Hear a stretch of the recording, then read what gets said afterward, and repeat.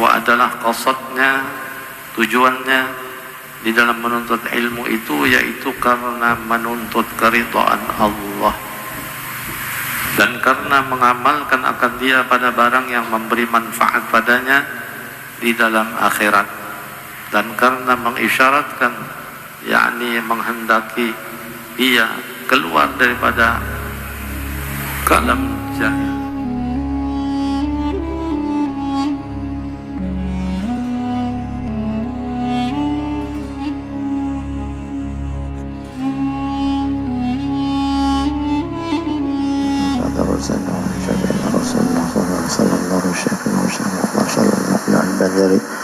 إلى روح الشيخ محمد وأشكر أنوار من حزب محمد وإلى روح والدي الشيخ بدر الدين بن أحمد زيني وإلى روح الشيخ محمد زيني بن عبد الغني وإلى روح الحبيب محمد بن حسن معبود وأنه الفاضل أحمد علي بن محمد عبود خصوصا يقول صاحب الكتاب شيخ صالح بن علي وعلامة الشيخ عبد الصمد الفرنباني رحمه الله تعالى وأرضاه نظر تغشهم بالرحمة والمغفرة ويريد درجاته في الجنة بسر النبي وأنه سورة الفاتحة.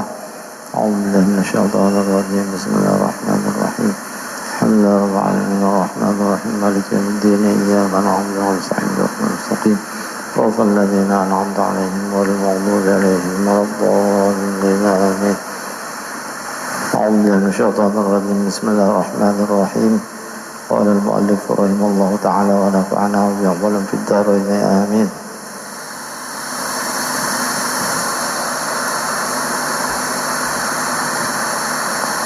Dan dari karena itulah kata Sayyid Syekh Abdul Hasan Asyadzili radhiyallahu anhu, man lam yataghalghal fi hadhihi al-ulumi yani ulum as-sufiyyati mata musirran 'ala al-kaba'iri wa huwa la ya'lamu, yang artinya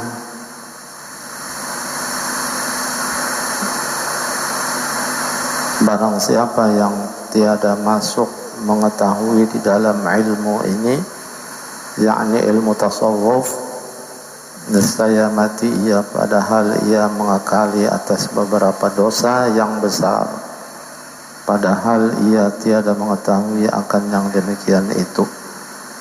Nah, ini betapa pentingnya ilmu tasawuf. Ini kata Syekh Abdul Hasan Asyadzili.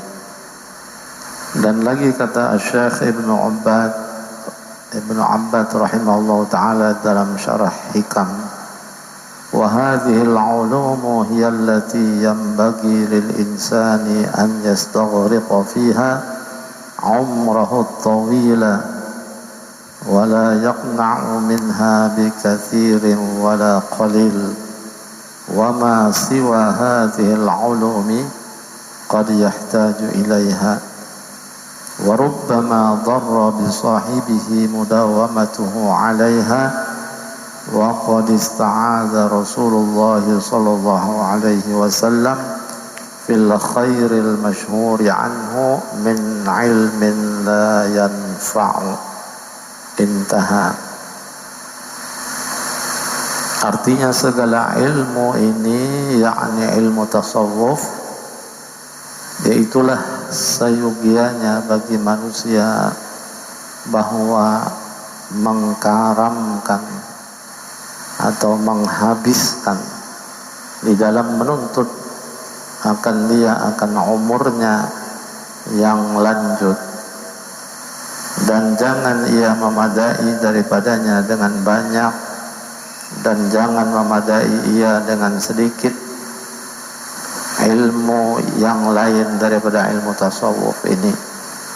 Terkadang tiada ia berkehendak kepadanya, dan terkadang memberi mudarat akan orang yang mempunyai ilmu itu oleh mengakali ia atasnya, dan bahwasanya telah meminta peliharakan Rasulullah SAW dengan Allah Ta'ala daripada ilmu yang tiada memberi manfaat itu, seperti yang tersebut di dalam hadis yang masyhur daripadanya, yaitu sabda Nabi SAW, Allahumma inni a'udzubika min ilmin la yanfa'u. Artinya, aku meminta peliharakan dengan Allah Ta'ala daripada ilmu yang tiada memberi manfaat. Artinya ilmu didapat tapi manfaatnya tidak ada. Artinya tidak ada gunanya. Ilmu didapat tapi tidak manfaat. Nah, itu Rasulullah sendiri berlindung. Allahumma inni a'udzubika min ilmin la yanfa'. Sesungguhnya aku berlindung kepadamu daripada ilmu yang tidak manfaat. Ini memang tidak sedikit lah ulama, gelarnya sudah alim orangnya, ilmu yang dia dapat banyak, ya boleh dikatakan banyak kalau dibanding dengan yang lain. Tapi kalau dibanding dengan ilmu Allah Ta'ala memang sedikit. Tapi kalau dibanding dengan ilmu-ilmu sesamanya, dia banyak ilmunya.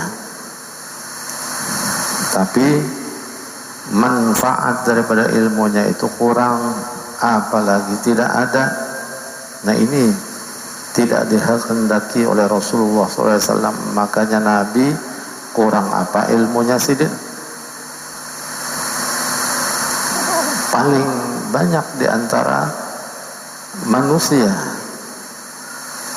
ilmu Nabi kita SAW yang diberikan oleh Allah kepadanya. Tapi Nabi masih berlindung kepada Allah daripada ilmu yang diberikan kepadanya itu nang la yanfa'u, tidak bermanfaat. Nah, apalagi kita sudah kada banyak, sudah sedikit, menyombongkan dengan ilmu. Dan lagi kata Syekh Ibn Abbad rahimahullah ta'ala, wa'alam annahu qad warada fil kitab was sunnati min fadlil ilmi wal ulama'i ma la yuhsa kathratan wa la yurja husulu dhalika illa liman sahhat minhu niyyatuhu wa sihhatu niyyatihi fi dhalika an yakuna gharaduhu fihi talaba mardatillahi ta'ala wa isti'maluhu fima yanfa'u indahu wa isyaratul khuruji an zulmatil jahli ila nuril ilmi. فهذه النية الصحيحة هي التي تحمد على عاقبتها آجلا وتجتنى ثمرتها في طاعة الله عاجلا. Ini Syekh Ibn Abbad rahimahullah ta'ala lagi mengatakan, dan ketahui olehmu bahwasanya telah datang di dalam Quran dan hadis Nabi SAW beberapa banyak daripada kelebihan ilmu dan ulama yang tiada dapat dihinggakan akan banyaknya itu, dan tiada diharap hasil yang demikian itu melainkan bagi orang yang sahih niatnya, yang benar niatnya dan sah niatnya pada yang demikian itu, bahwa adalah qasadnya, tujuannya di dalam menuntut ilmu itu yaitu karena menuntut keridhaan Allah dan karena mengamalkan akan dia pada barang yang memberi manfaat padanya di dalam akhirat, dan karena mengisyaratkan, yakni menghendaki ia keluar daripada kalam jahil kepada nur ilmu. Maka inilah niat yang sahih yang dipuji atas kesudahannya itu di dalam akhirat, dan diambil faedahnya itu di dalam dunia untuk memperbuat ibadah, yakni disegerakan akan faedah ilmu itu di dalam dunia dengan berbuat ibadah, dan ditangguhkan faedah ilmu itu di dalam akhirat dengan beberapa pahalanya. Ini tujuan utama dalam kita menuntut ilmu itu karena menuntut keridhaan Allah. Itu utamakan dulu dalam mencari ilmu, menuntut ridhonya Allah. Sudah dapat keridhaan Allah, maka dengan mudah, nyaman ilmu didapatnya, karena ridho Allah ada. Munnya ridho Allah tidak ada pada diri seseorang, istilahnya biar tumbang tumbalik. Nah, kalau tumbang tumbalik lah, bahasa apa pulang nih ya, tumbang tumbalik, jungkir balik. Nah, apa tumbang tumbalik kah, jungkir balik kah, guling batang kah? Menuntut ilmu siang malam, tiada waktu, hanya ilmu yang dituntutnya. Tapi ridho Allah kadada tidak akan dapat. Nah, jadi istilah Banjar tumbang tumbalik tadi, jungkir balik, guling batang istilahnya tuh. Tiada waktu lagi selain menuntut ilmu, tapi ridho Allah kada dapat. Artinya penting di sini nih. Di dalam menuntut ilmu itu, yaitu karena menuntut keridhaan Allah. Di mana andaknya ridho Allah? Di antaranya dulu hadis Rasulullah SAW, ridha Allah fi ridhal walidain wa sukhtullah fi sukhtil walidain. Itu di antaranya. Keridhaan Allah terletak pada kedua keridhaan orang tua. Kemurkaan Allah terletak pada kemurkaan kedua orang tua. Nah, artinya penting nih dalam kita menuntut ilmu, mencari ilmu supaya mendapat ridhonya Allah, cari dulu keridhaan kedua orang tua. Mun masih ada tuh kedua orang tua kita, minta ridho dengannya, minta halal dengannya. Segala apapun yang pernah kita perbuat yang menyakitkan hati orang tua, agar ridho Allah turun pada kita. Kalau sudah ridho Allah turun padanya, maka ilmu pun dengan mudah dia dapat.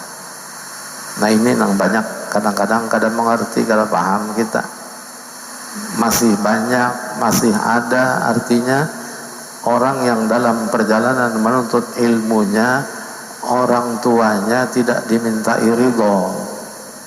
Bahkan dalam penuntutan ilmu kita, orang tuanya seringkali sakit hati, apalagi seringkali dibungulinya. Nah, ada kadang penuntut ilmu yang membunguli orang tua. Bapak dah sekolah tapi kada sekolah. Turun dari rumah tiap hari cium tangan, fotokopi balak-balik, lon tangan orang tua. Bah, ma, lu minta izin nuntut ilmu, doakan lu mudahan menjadi orang mengalim, jadi orang soleh. Jarabah mamanya, wah ada betahai kam, ada aja potongan soleh, ada aja potongan orang soleh, ada aja potongan orang alim, ada aja. Nah, tapi nyatanya kada sampai ke sekolahan, singgah di taman. Nah, andak kitab di tugu, berjanjian lawan pacar. Nah, ini pelajar nih, penuntut ilmu nih. Nah, hati-hati. Apalagi bapak dah mengaji, soalnya kada sampai juga ke pengajian. Nah,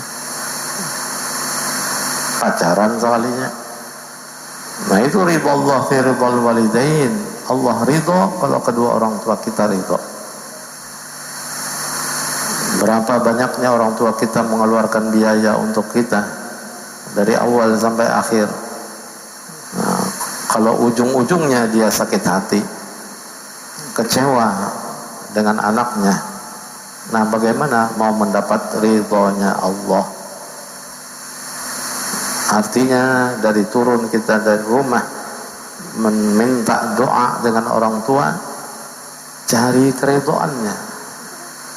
Jangan sampai ada sesuatu yang membuat hatinya sakit. Nah, kalau perlu senangkan hatinya mumpung masih ada orang tua. Karena sudah kadada ya menyesal. Dan kada sedikit orang yang menyesal setelah tiada orang tuanya, waktu ada disia-siakannya. Apalagi orang tuanya sudah tua. Nah, walaupun kada tua, orang tuanya sudah disebut orang tua. Nah, walaupun orang tuanya masih anum, sudah disebut orang tua. Kalau bila seorang jadi anak, abah mama orang tua, walaupun masih anum. Apalagi memang orangnya sudah tua umurnya, lebih-lebih lagi dimuliakan, dihormat, disanjung. Itu orang tua kita, pusaka bagi kita itu. Cari keridhaannya. Bila orang tua kita ridho, Allah ridho. Apapun akan mudah, bukan hanya ilmu. Semua pekerjaan-pekerjaan yang kita kerjakan akan mudah dicapai, mudah didapat karena ridhonya orang tua. Nah, jelas sudah bila orang tua ridho dengan kita, dia akan mendoakan kita selalu. Bangun tengah malam dia mendoakan kita. Itu perjuangan orang tua kita. Jadi keberhasilan kita di dunia ini tidak lepas dengan doanya orang tua. Itu lebih hebat doa orang tua ini daripada doanya waliyun min awliyaillah. Lebih hebat. Wali besar yang dia berdoa kabul, tapi doa orang tua lebih hebat daripada doanya wali. Nah, itu kadang kita kada sadar lah.